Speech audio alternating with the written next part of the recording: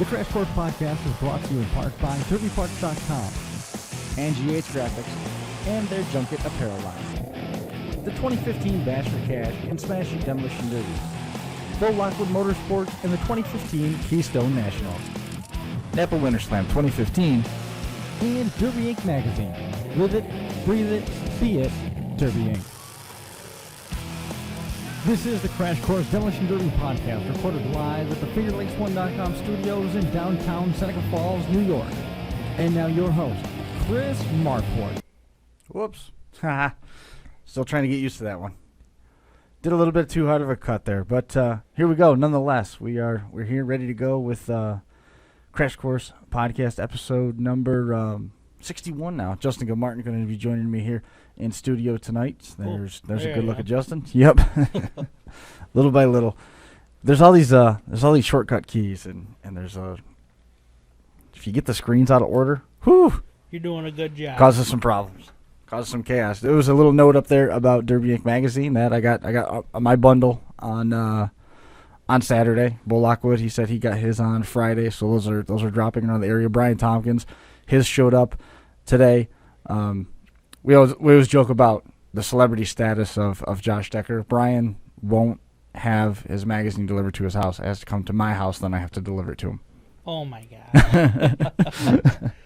But that's here. It's been only a week since we put out there the whole reckless abandoned apparel thing.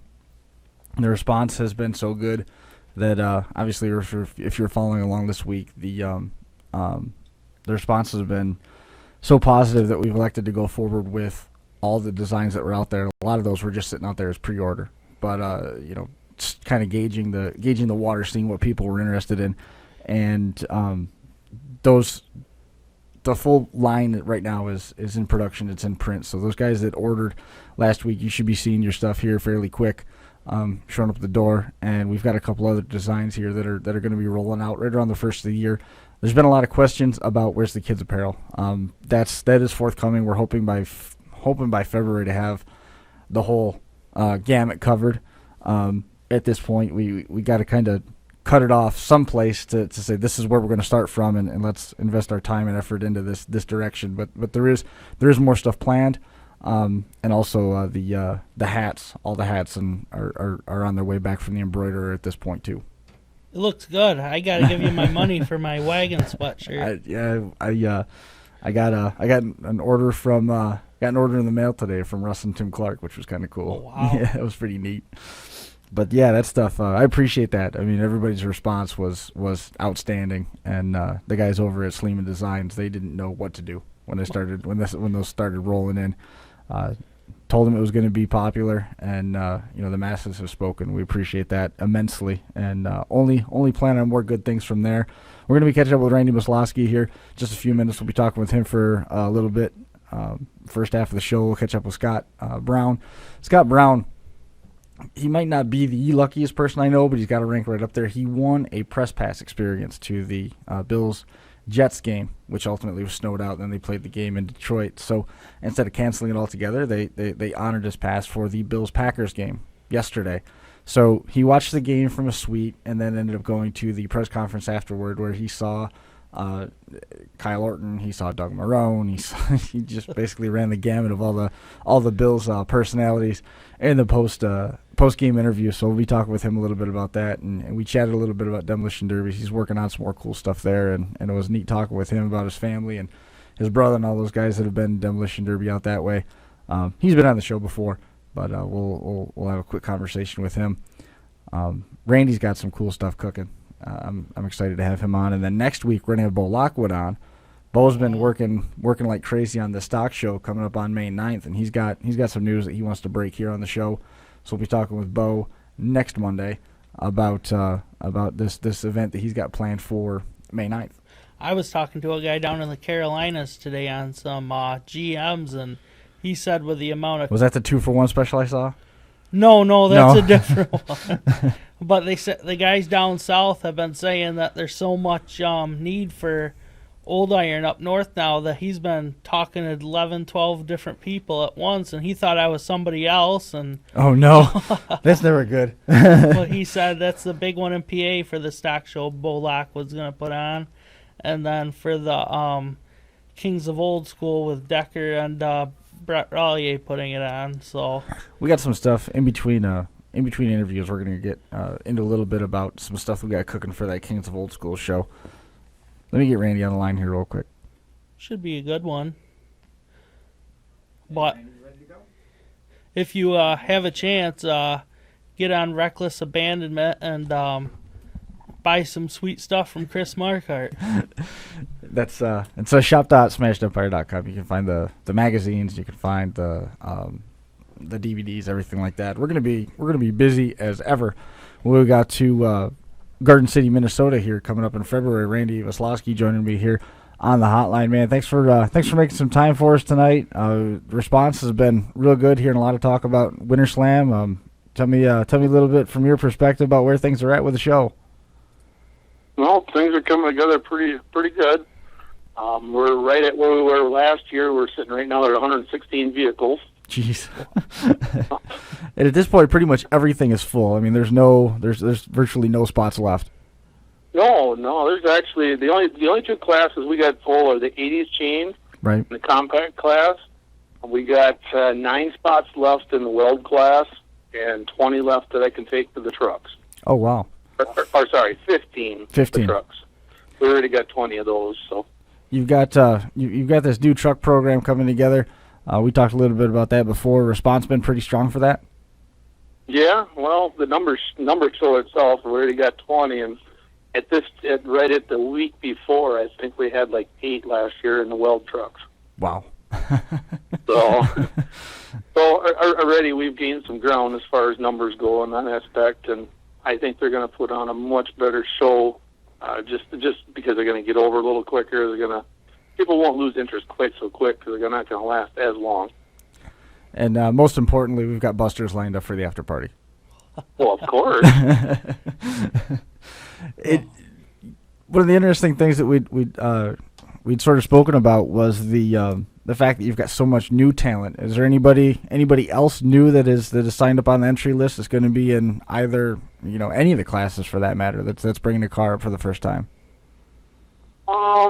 Yeah, we've got a large number of new drivers this year.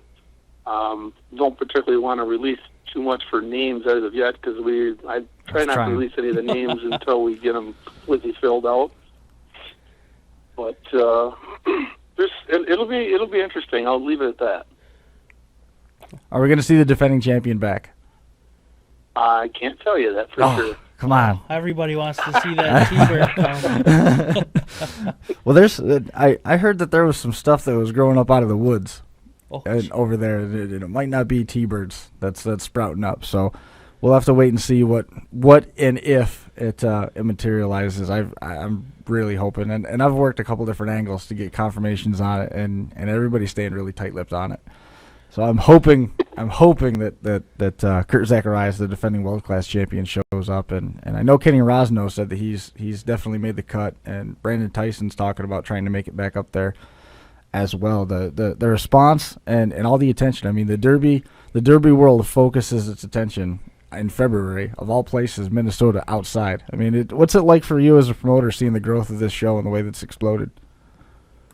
Well, of course, the time of year really makes it prosperous because nobody else has much going on, especially up here in the Midwest. But it's kind of neat. I mean, right now we're looking at drivers from 6 states right now. It's impressive. So I mean, getting them to come all the way up here, it's really nice. One of the things that we talked about last year, and it continues to be something that's interesting, is so many derbies that we go to, you have to run water.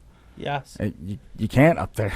It just doesn't work. Yeah. You got to run regular antifreeze in it, and it can get smoky at times. Yeah. But the track is so big, and there's so much going on when the weld car, when all the divisions get out there. I mean, the trucks, there's only 8 of them last year, so it wasn't quite the same. This year's going to be way different with the new full size truck division that's out there.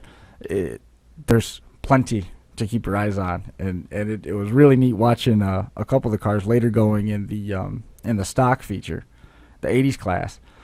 They were out there, and they were steaming real bad. They were smoking. They were pouring some real thick smoke. It looked like freight trains coming across the track because they would get a run going all the way across, and you just see these plumes of smoke and just basically a vapor trail flying across the track until it came to a stop, and there was more smoke.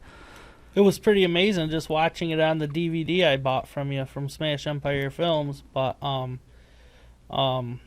I couldn't imagine being there in person and actually seeing the Thunderbird.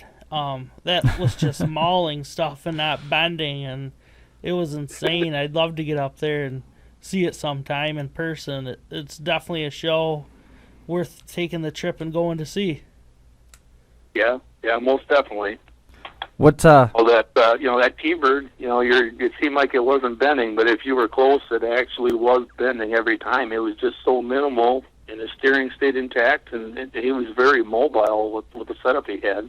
Absolutely. I mean, you see those cars all over the place. Nobody's really thought for. I mean, I've heard about them. A couple people say they were tough, but I've seen them sitting around in barn fields and in barns and fields, and you just don't think twice, walk right by it and hoping you find an Impala. But in the next few years, I mean, learning about these cars, you're gonna start seeing a lot more being taken out of the barns and building and starting to make their way around this area too. So, yeah. Well, I know the bumper bracket we've got. We got the 20-inch bumper bracket roll like Blizzard Bash has got. Right. That opens the door up to a whole different field of cars at that point, because you got a lot of these mid-'70s Fords that you take care of that front swoop up front there, and it makes them fairly tough. So you can see a different mixture of cars just because of that bumper bracket roll. That's one of the things that we've talked about with the Minnesota rule sets and the shows that we've been close with, is there's enough diversity in the builders up there, and the rules are written as such that it lets everybody build the car that's really what they want to run. There was a really diverse mix of cars up there in the Weld division last year, and like you said, some of the stuff that was running hard was stuff that you might not necessarily expect. Down in Virginia, there's a pocket of guys that can build some really hard 70s Fords, and we've seen a couple of them up here. Dave Early had one this year that really caused some chaos. From your perspective, I mean, what's your take on it? With the way that has evolved to where you've got this diversity in car. You don't have a cookie cutter show up there. You got a pretty cool mix of cars, and builders are branching out to use cars that are off the beaten path a little bit. Yeah, well, it's like I said, it's just getting harder. You guys are dealing with it out there too, as far as cars. Getting a hold of them anymore, especially when you're talking the old iron side of it. Yeah, we do a lot of the 80s to be able to do a little bit more to be on the competitive side, but they don't necessarily get too much, so to speak, to really make them dominating. Do you find a lot of guys that run the GM products and Mopars complaining about that the Fords get the little extra to do, or are they okay with it? Well, everybody complains, no matter what you got. No, I understand that. But I guess you do get some yes and no, and I don't know. There's a lot of old iron drivers in this territory, that we're at, but this is kind of a show too. I don't allow any type of frame repair. So as far as plating, there is no plates that they can do on them. So if you got something that's really super rusty, this is obviously not going to be the show you're going to take it to, because you can't plate it or do anything.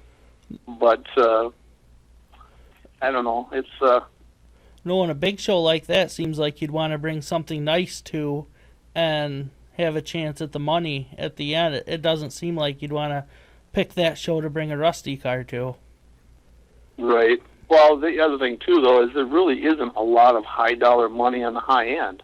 We're only looking with the old iron $1,500 to win. It's not like it's a $3,000-$4,000 to win show. Right. So I mean, you do see a lot of very nice vehicles up here. Don't get me wrong. People still do spend the time, just because you can't do the repair, that you can do at your local county fair level. and be able to bring a car like that, and you're still underbuilt. So that it does help the beneficiary to have something that's a little bit cleaner, just because you are actually on a somewhat level playing field with that. What's your plan for the summer? I mean, looking past WinterSLAM, I know you had a pretty busy year last year between hosting a couple shows and then running plenty on your own. What have you got planned for next year? Boy, I've got a couple things in the works as far as driving wise, but you know that's the trouble is I barely get done with the summer stuff, and it's right into WinterSLAM right away. So it's hard to get that break. So I imagine this year I'm probably going to tone it back a little bit on what I do, because I still got 3 shows lined up for this summer yet to be promoting, as well as going down and helping Stacy Flynn down in Iowa. Right. He's got about 5 shows I help him with, and I go down and inspect and stuff for him too. So it's almost every other weekend. If not, you get in July and August, it is almost every single weekend. Either I've got a show, or he's got a show, or I'm going somewhere to drive.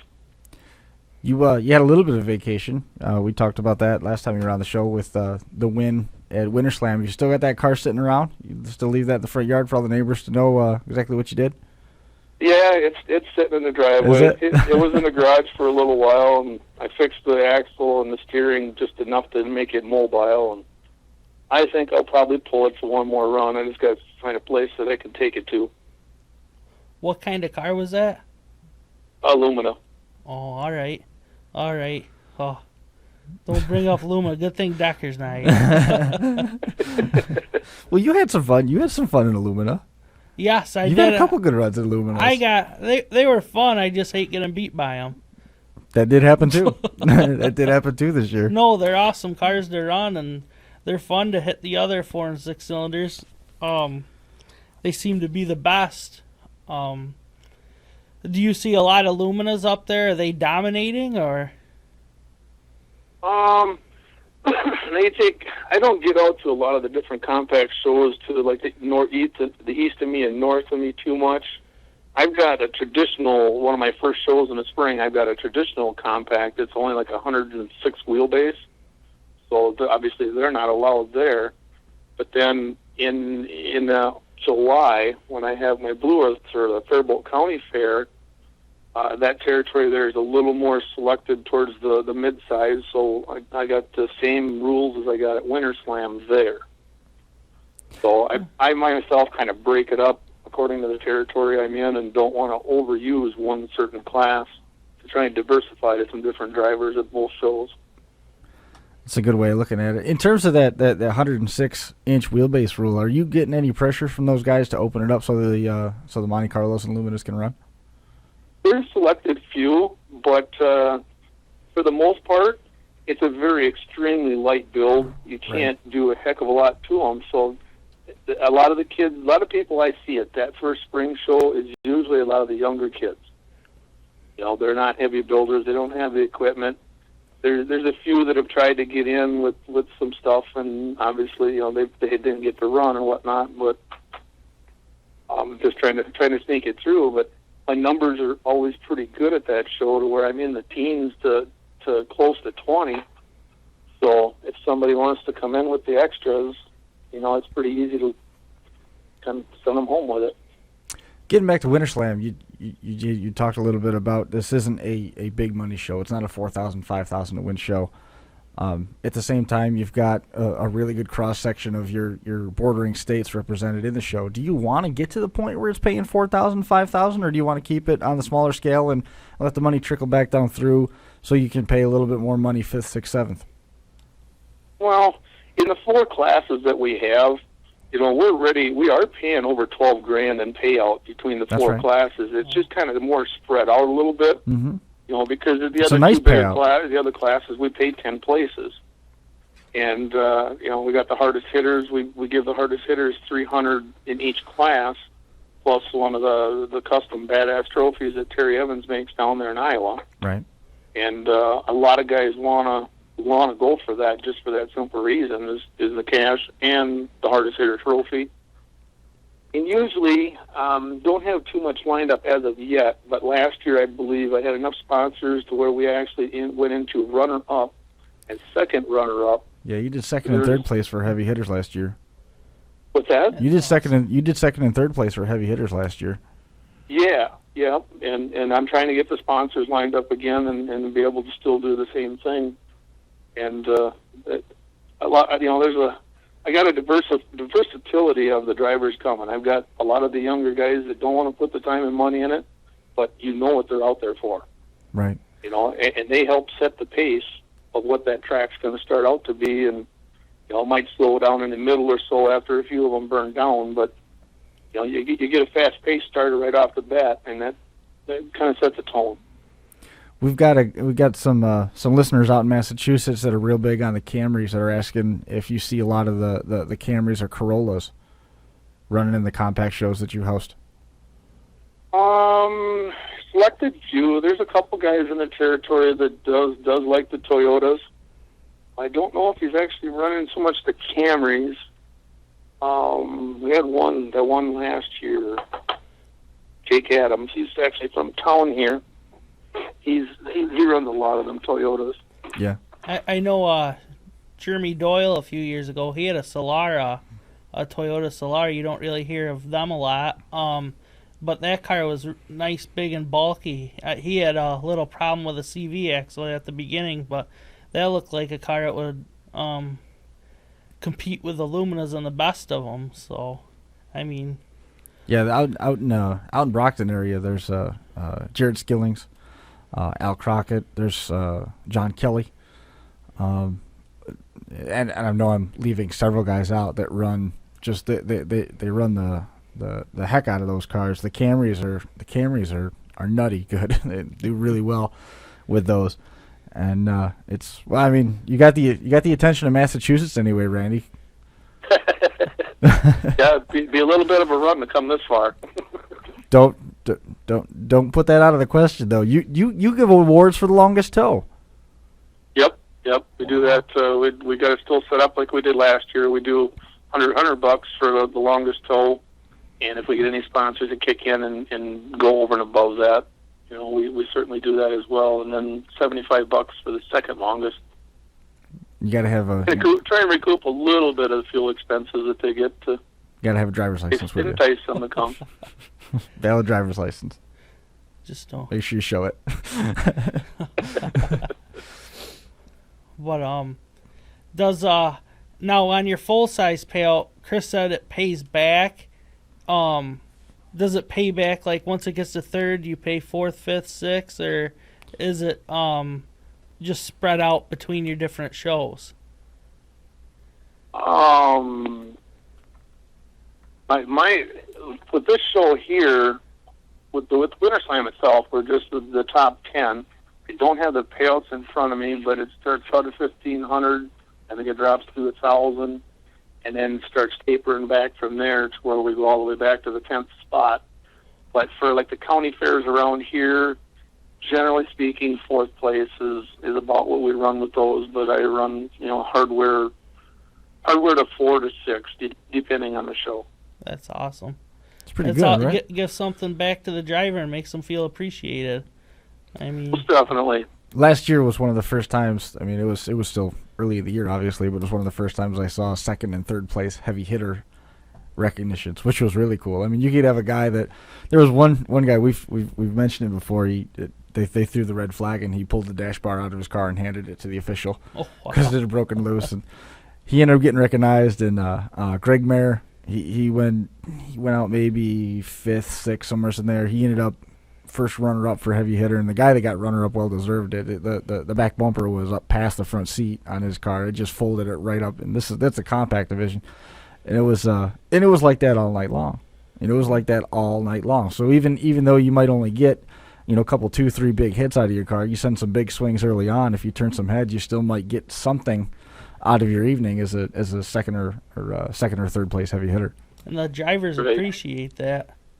I mean, well, the other thing too is this is the off season. A lot of guys haven't driven for 2-3 months, so by the time you get out there you sit there and go in the lineup, and you look around, you got 35 cars around you.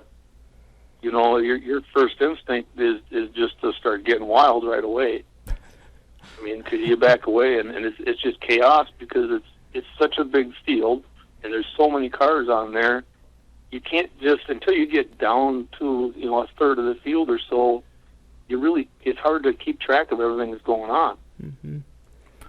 So that kind of changes the pace a little bit too, to kind of keep it upbeat. We just got socked with snow here last week. We had a couple feet fell. Yeah. And ended up with a couple snow days out of it. What are things like up there? It's raining.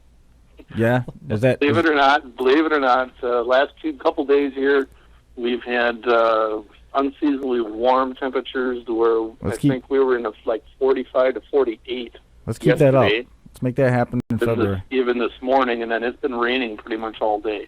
So the ground hasn't froze yet, I'm assuming. Well, it was, but I'm sure a lot of it's starting to thaw now. But it'll come back. Don't worry. We always get averaged out one way or another. Well, I really don't necessarily want it to come back if we got to stand around outside. It was cold last year. Once Christmas comes, the winter can go away. Last year was pretty good. I'll take that anytime because we were hovering right around that freezing range. And that is going to be our worst nightmare. If we what did thermometer get a were you looking at? 50-degree day, because it would be nothing but a muddy mess everywhere. I like to. Ideally, I'd love to keep around that 30-degree mark, just enough to keep things just froze, but yet not everybody's going to be froze. What derby were you at last year? Because I don't remember it being just around the freezing mark. I remember it well below freezing. Last year? Yeah. Yeah, last year wasn't that bad until we got later in the day. When the sun went down, it got way bad. What was the temperature? It was probably, I'd say it was probably between 29 and 30 most of the day. And then once the sun went down, it got cold fast. That was when my glove had froze. It wasn't in too between cold the heats where we you had snow, remember? It was snowing during the Derby. That's right, it did. For opening ceremonies, it was snowing at that point, wasn't it? Yep. Yeah. Were you running that was pretty cool. It was awesome. I mean, running to the beer tent to warm up in between the... No, I was running out on the track to get my in-car cameras back, Justin. Like I said, my application's in the mail. Can you get the time off to go? I can try. All right.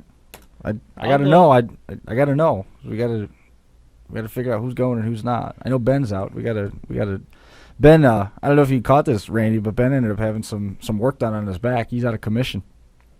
Oh, really? Yeah, he had surgery last week for he had a problem with a couple discs in his lower back, so he's home recovering from some surgery where they took some bones actually out of his spine, which was, when I talked to him, he sounded good, but it made me a little bit nervous when I heard the initial diagnosis and what was going on. He said there was some bone shards that were floating around in there, and it was putting pressure on some nerves, and I mean it was just generally not good. And when they got in there, it was worse than what the MRI showed. So he's recovering well, and Carly Ort is recovering well.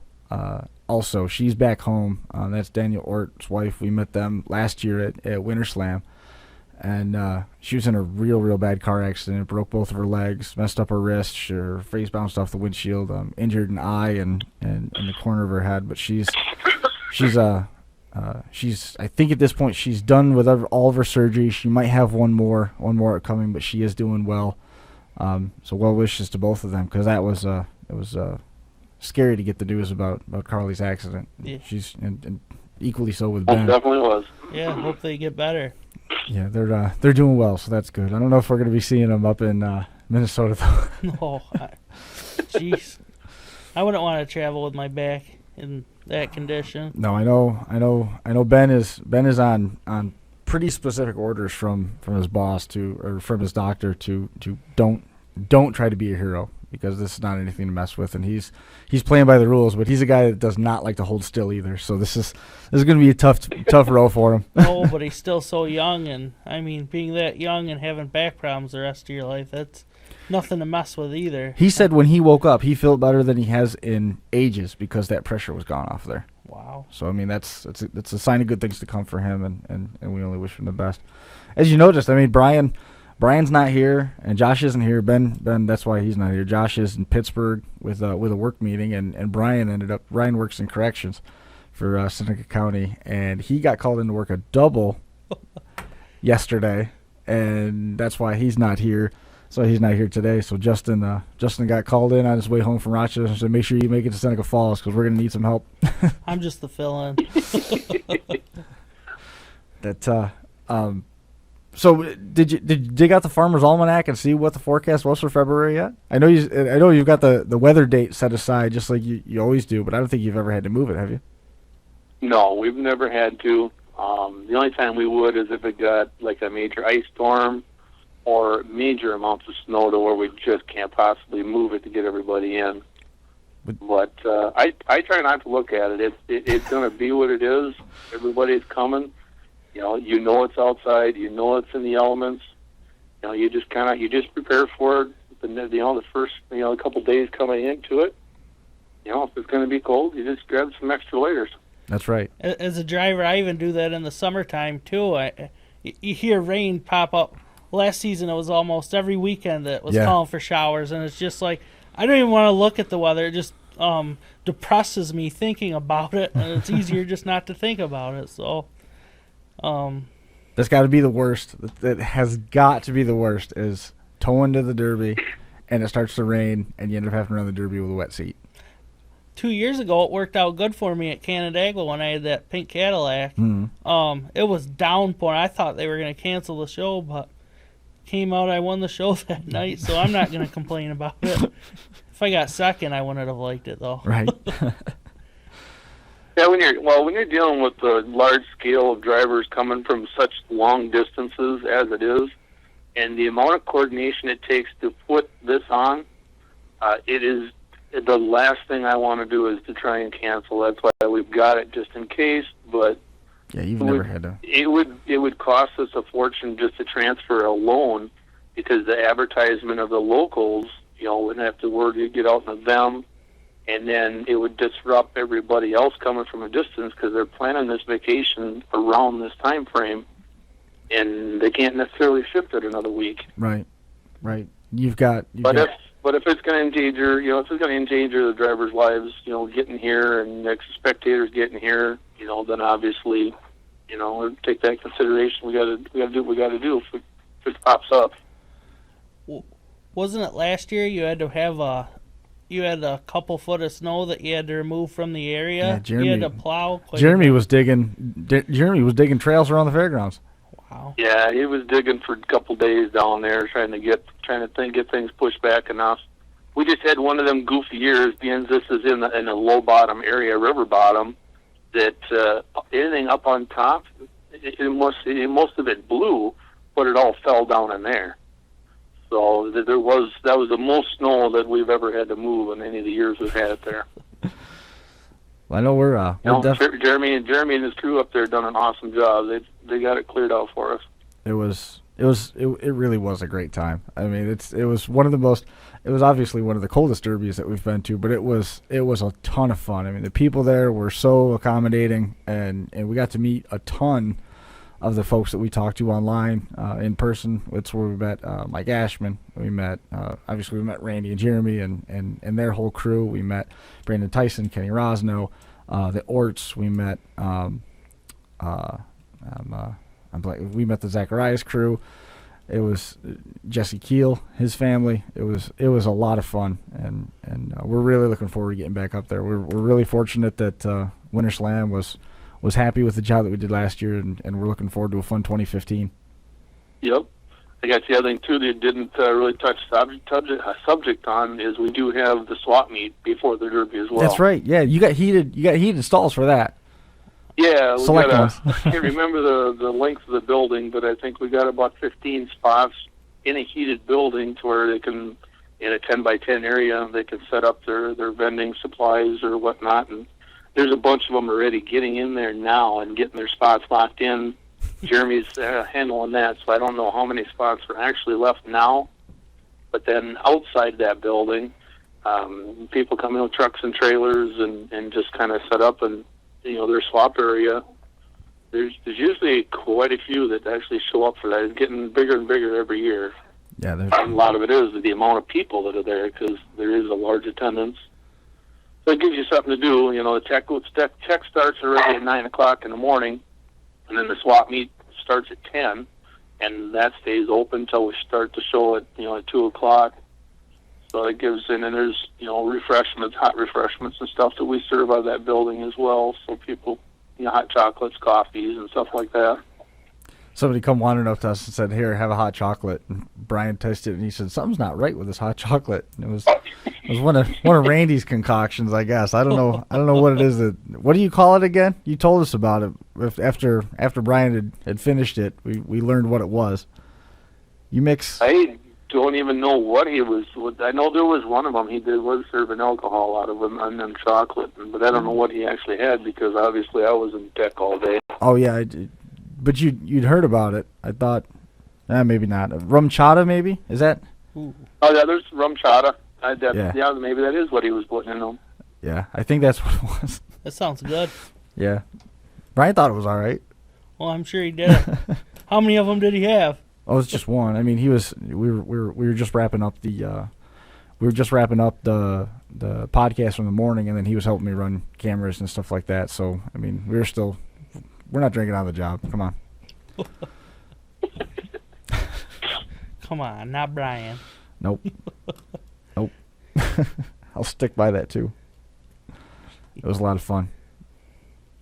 The Blizzak tires with Kenny Rosno last year, I'm looking forward to seeing him run again. He's planning on coming up, and the trucks are really, that's compelling. I really want to see that happen, too. The big heavy trucks, one of those vendors that showed up last year had a complete truck in pieces. It was all disassembled and basically had it there. You could take it back to your car one piece at a time if you desperately wanted to take it.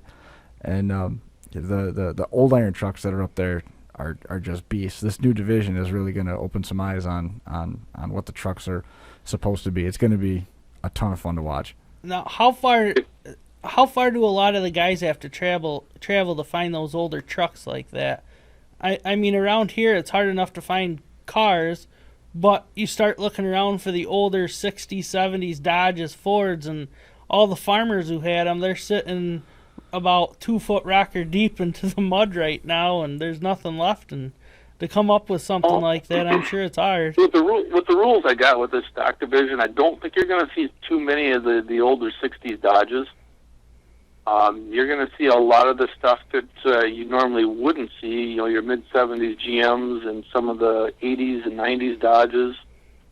You're going to see a diversified field just because we don't allow a lot. Part of the reason why them older Dodges are so tough is what the mod guys are allowed to do to them.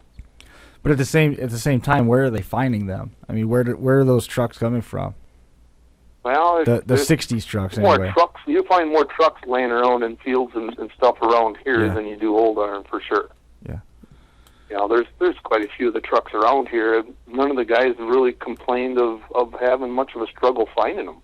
Right. I know Brett's got one or two of them laying around. Brett Nelson. Sure he does. Your dad going to be out there?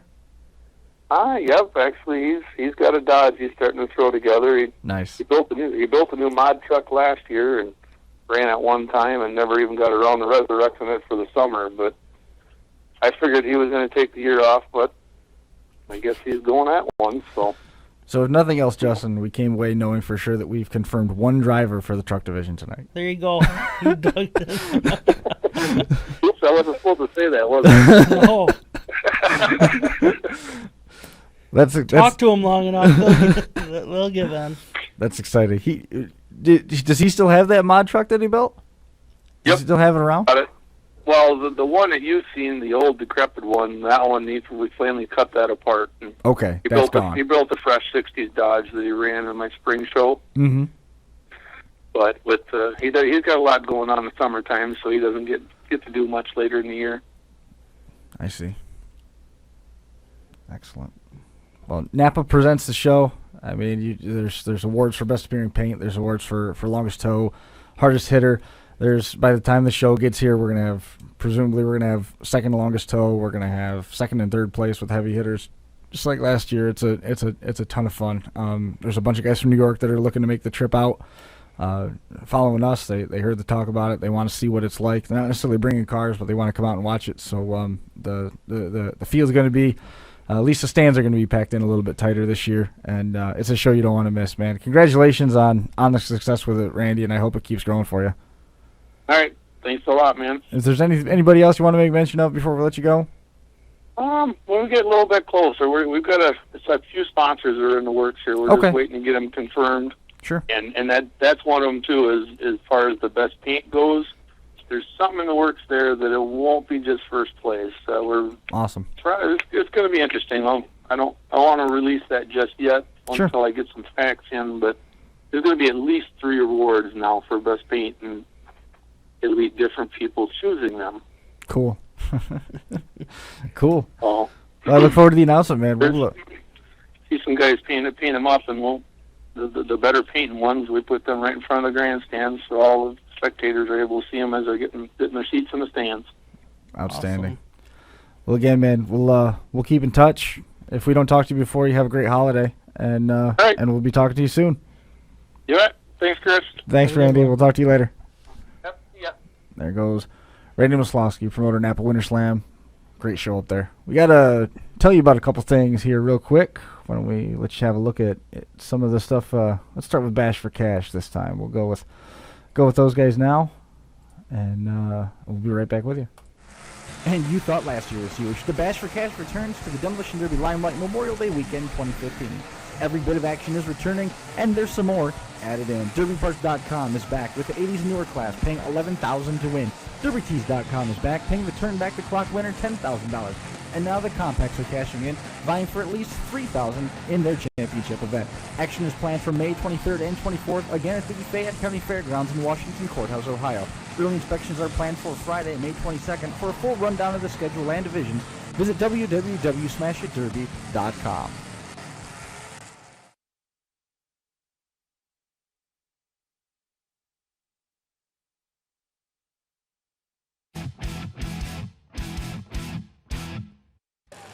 Bo Lockwood Motorsports is primed for a huge 2015 season. Having expanded to include 4 massive shows, Bo Lockwood and his team look to change the face of Demolition Derby in western Pennsylvania. Their schedule opens May 9th at the Jefferson County Fairgrounds in Brookville, Pennsylvania. It will include one of the richest stock shows around, paying $5,000 to win and $400 to start. The card includes full payback lawnmowers and separate $500 to win truck and compact one-and-done events. Attention then turns to the all-new Keystone Nationals, now being hosted as a standalone event June 27th at the Westmoreland County Fairgrounds in Greensburg, Pennsylvania. The limited well division winner will pocket $10,000, and every feature starter is guaranteed $400. A 1,000 to win stock event will be joined by a 1,000 to win compact feature and full payback lawnmowers and the debut of the Power Wheel. The focus then goes back to Brookville, July 18th for the 3,000 to win Jefferson County Championships in Brookville, Pennsylvania, and the season concludes July 25th with a return to the Clarion County Fairgrounds in Clarion, Pennsylvania. All green flags drop at 6 p.m. and Bo Lockwood has more announcements to come, so stay tuned to Bo Lockwood and Bo Lockwood Motorsports on Facebook.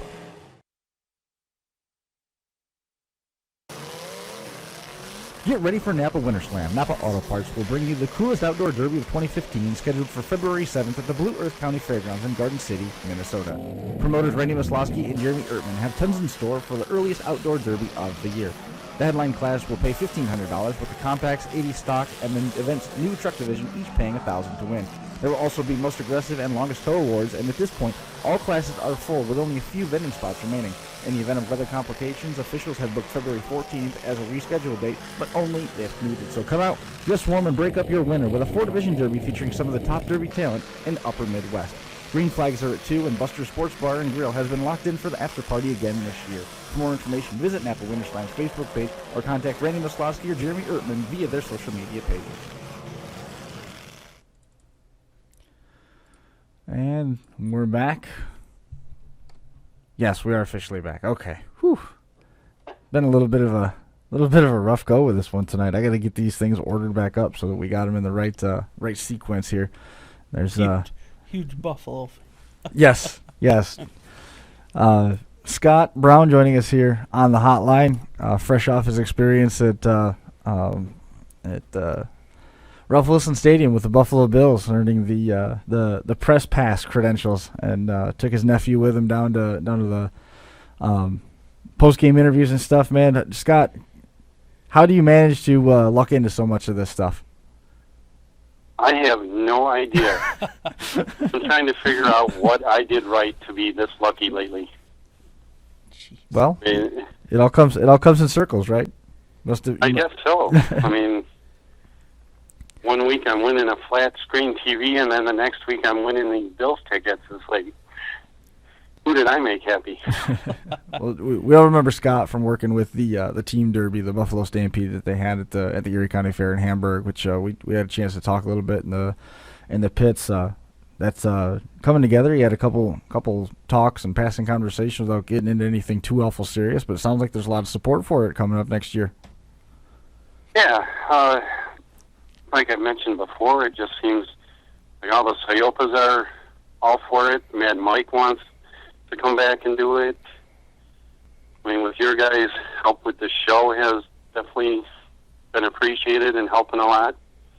So let's take the baby steps and see where it goes. How much traveling are you going to do this year? You're talking about trying to take a family vacation, maybe to Galveston, Texas, but before you decided to book it, you did a Google search for derbies in the area of Galveston. Yep, because like I said, one of my criteria for checking places out and possible places to live is, can I derby and can I get on an ice rink and play some hockey? Big Buffalo fan all the way around. Oh yeah, just like we got to talk, and you seen where my father grew up, and got to see where I spent a lot of Sundays parking cars for Bills games and able to go to a few games, and like this Sunday got lucky enough to win those tickets and be at that press conference. The parking lot where they park cars is right behind Kettles, which is a local bar, and I was noticing that parking lot on an off weekend, off season for the Bills would be a great parking lot for a Power Wheels Derby. Yes, that would be. Just saying, that could be a nice attraction for Kettles. That very well, that's not a bad idea. I know it's not a bad idea. When I was talking to you and I mentioned about collaborating with you on some things, I don't think that's what you had in mind. Something. I don't think that's what you had in mind, but it'll work, won't it? Yeah. Going to the I know bar, my though. daughter, I have a Jeep here that just needs a battery to get her going. I'm sure she'd love to do So look at this. Entry number 1's already in your yard. Yep.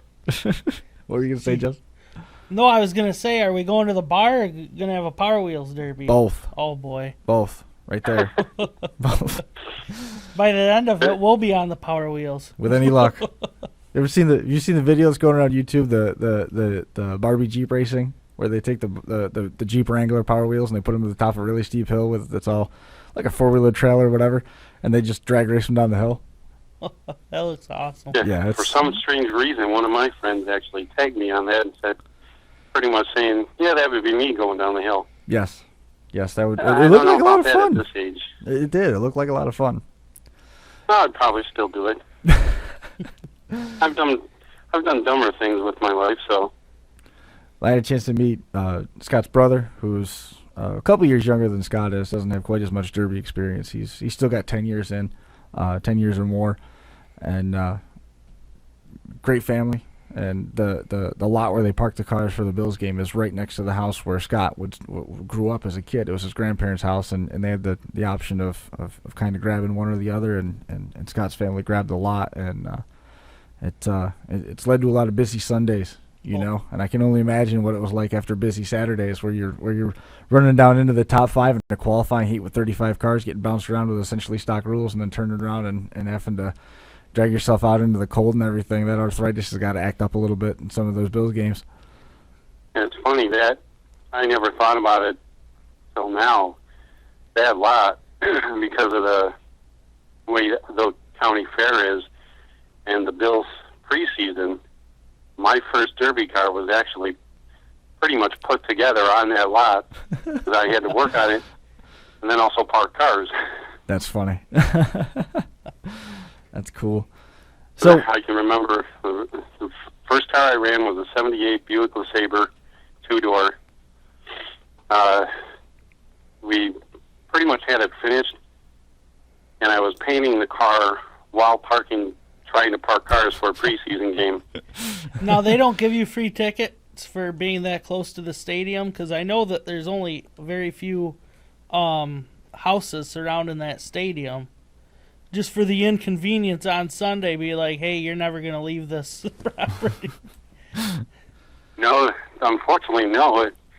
I've been lucky enough, even my parents, with doing the parking for years, you get these regular customers that come and park, and they say, hey, we got an extra ticket. Why don't you come with us? Awesome. No, that's cool. That's really nice of 'em. I'll tell you, the seats I had Sunday were like, just probably the best seats I had. In the one end zone opposite from where Chris was. I wish I was a little closer, but we were at opposite ends, and I was 11 rows up from the field. Wow. And then That's not bad. with 7 minutes left in the game, they came and took me and my nephew down to the tunnel to watch the last couple minutes, Wow. and then got to see all the players walk by the locker room, and then the press conference. That was amazing. My nephew had a smile all day. It's only been the second game he went to, and I figured I'd take him because he was an integral part in getting the derby car I was going to run that my brother, that Chris met, ultimately ran because of my back being a little goofed up. They couldn't have picked a better game to win those tickets for yesterday. Wow, was that awesome? Well, this is another part of the lucky deal is the deal. Those tickets, Scott, were for the Jets game that got snowed out, and instead of making you have to go all the way to Detroit, they let you just shuffle them over to this one, right? Exactly, which Not I was bad. expecting it almost. Well, unfortunately, I figured they were going to tell me, unfortunately, because of the situation, but they made good on their promise of some tickets for a game, and I'm glad it worked out to be the Packers, because then I got to hang out with you and Melissa, get to talk to you guys, and finally meet you face to face. Yeah, Melissa surprised me for Christmas, and she got tickets to the Packers game. That's And awesome. I'm a Packers fan. When it comes to football, it was a long day with a lot of Packers fans in that end of the building. But it was a lot of fun. It was an outstanding game. It was a real good time. It was crazy. It seemed like 50% of that stadium was Packers fans. Yeah, there's a lot of green, white, and yellow Yeah, on there. the TV yesterday, it seemed to be all green and yellow. I was like, where's the Bills fans? A lot of cheese heads floating around. Yeah, about 4 minutes ago, there was a lot of cheeseheads floating towards the exit. Yeah. But I'm glad I got to meet you and your wife. we had a First great. impression, you guys are some great people. And in a short conversation we had, I picked out how much derby knowledge you have for a guy that's never sat his butt in a car. It's ridiculous. I got a lot to learn. I don't know anything. Yeah, you I'm just a dumb camera guy. I don't know anything. Yeah, Don't you have- keep saying that. I'm sticking to it. Yep. But One day somebody's got to get you in a car, though. yeah, I'm not getting any younger, so I don't know. We'll have to see. come on, you got to run one. You keep telling me how great these Luminas are. I gotta No. check that. Rumor on the street is a Chrysler 300. There's Don't know about. that might not be the case. That might not be the case anymore. I gotta talk to my new best friend Joe after the show's over with. I noticed that you guys linked up on Facebook. A little bit. He's seen some pictures. He's seen some pictures now. It sounds like he's interested, which I'm more than willing to talk with him about it. We can see what we can do. You want to know if it was at my house? I actually it's over at Brian Tompkins' house. It was one step closer to getting the glass knocked out of it. So he might be saving this thing from death row. That Joe, I've known him for at least 10 years. He's been a customer of mine that became a friend at the auto parts place that I work at full time. Mm-hmm. And yeah, when you started mentioning about trying to sell your 300, he was one of the Mopar freaks around here that I thought of. And it's funny, after you tell me about your car, he's looking for a radio for the same style car. Right. I got the question from him. I got to go home and look. I know at one point I had 3, but I don't remember.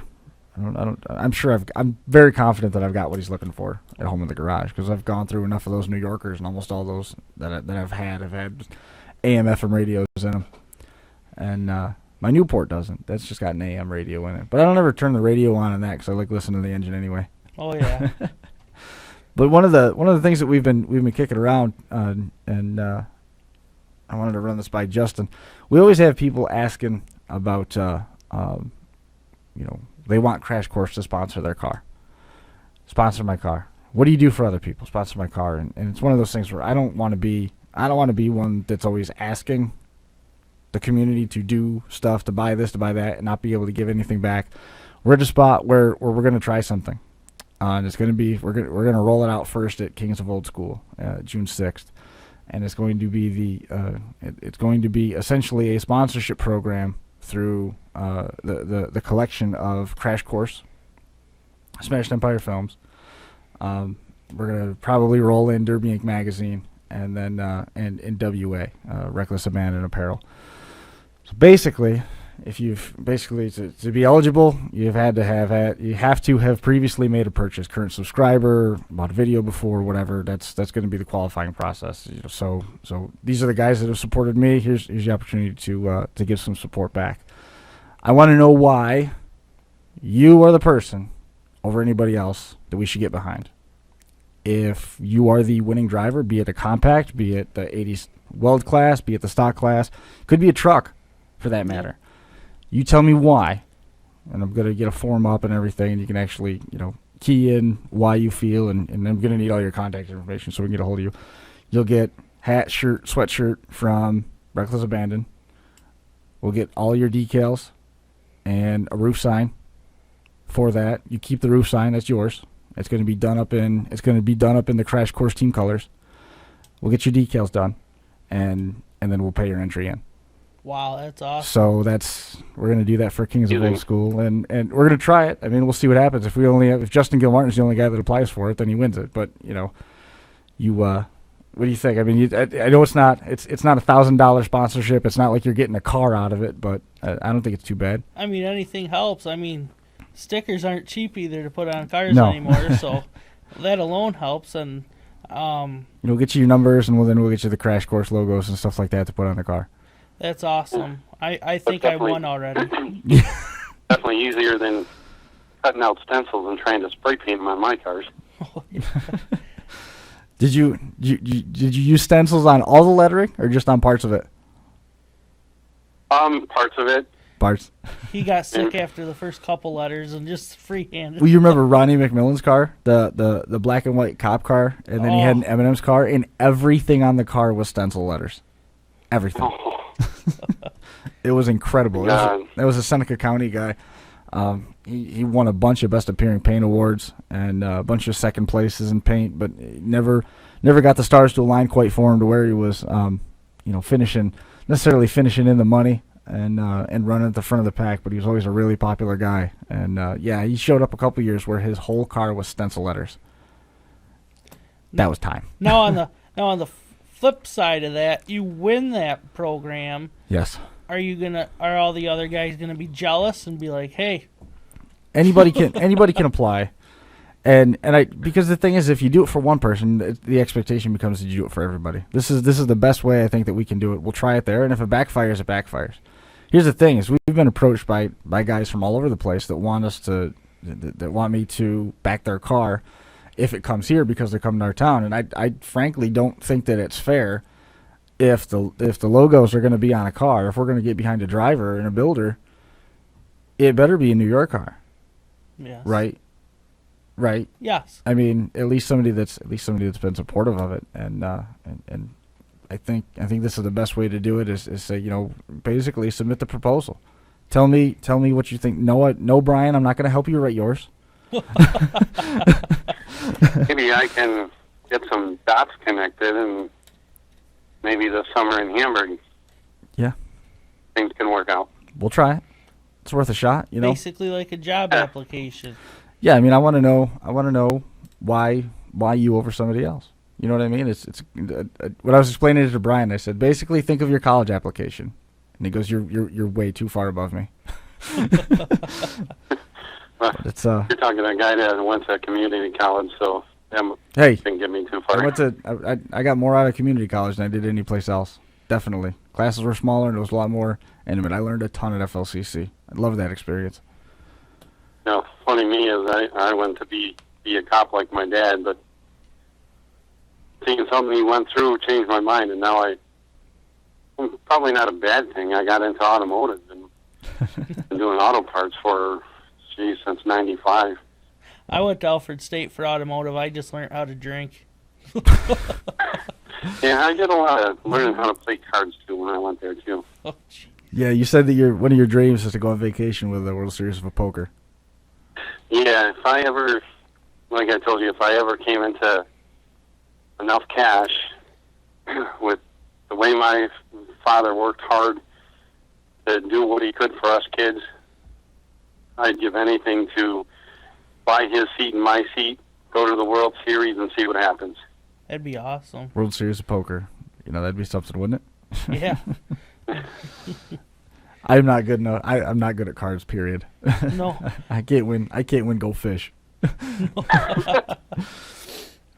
Ben just messaged me. He's listening at home.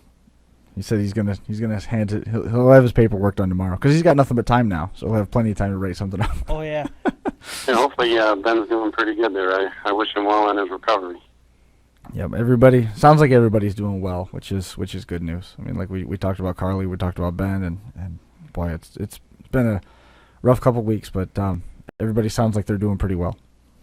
Awesome. Yeah, and we've got. Now it won't go to Josh Decker every time, will it? I don't know. Josh isn't even gonna have a car at the show in June. Oh, all right. I mean, Just check. I don't know. I mean, Josh has his own deals. I heard he got a deal with Nike. Is that true? Yeah. Yep. He's got Nike on board. Under Armour. Yeah, he's going big time. Or was it a oregano company like you mentioned yesterday? I don't know what you're talking about. Don't know what you're talking about, Scott. Phone's breaking up a little, buddy. It was good to talk to you. Actually, all joking aside, I can't believe it's already after 7 o'clock. The Laker Light Girls are on tonight, so we got to get out of here, get everything packed up, and make room for them. So, actually, what we might do is we're probably gonna cap it. Scott, man, I appreciate it a ton. Coming on, talking about your experience there. You got a chance of a lifetime to experience that Bills Packers game, and I'm glad you're able to share that with your nephew and meeting your family and everybody. That was outstanding over there behind Kettles. Well, it was great to meet you and your wife, and finally, meet face to face and talk a little bit, and hopefully, like I said, we get to meet up again and maybe collaborate on something. Oh, we'll do it again for sure. We'll get together. You don't live that far away. All right, sounds like a plan to me. All right, dude. Hey, I appreciate it again. Congratulations on that win. I'm glad you had a good time. Yeah, I'm glad you guys had a great time, and like I said, if you're ever around the area and need something, you let me know. I'll try and help out. We'll keep that in mind. All righty. Thanks, man. We'll talk to you soon. Okay. We'll see ya. Bye. There goes Scott Brown. Again, thanks a lot to he and his family. It was great meeting up with those guys over there and taking in the Packers loss to the Bills. Didn't see that coming. Did not see that coming. Yeah, I had a chance to buy tickets earlier in the year for it. I'm just like, yeah, that's probably a loss. So why do I even want to go? It was not. It was not a loss. No, I know. It was not. It was a great surprise. I appreciate that from my wife too. It was nice to. That's an awesome Christmas gift. Yes, that was excellent. And to cap it all off, it was Aaron Rodgers' fumble on the goal line that led to a safety happened right in front of us. That was the bow on the top of that. It was. That would have been awesome to see in person. It was a lot of fun. But I think that's going to do it for this episode. Stay tuned to the web, Facebook for more details on that. I know we're going to roll that out for Kings of Old School, and we'll have more details on it as it comes. The cutoff obviously is going to be a long ways off in the future, so everybody's got some time.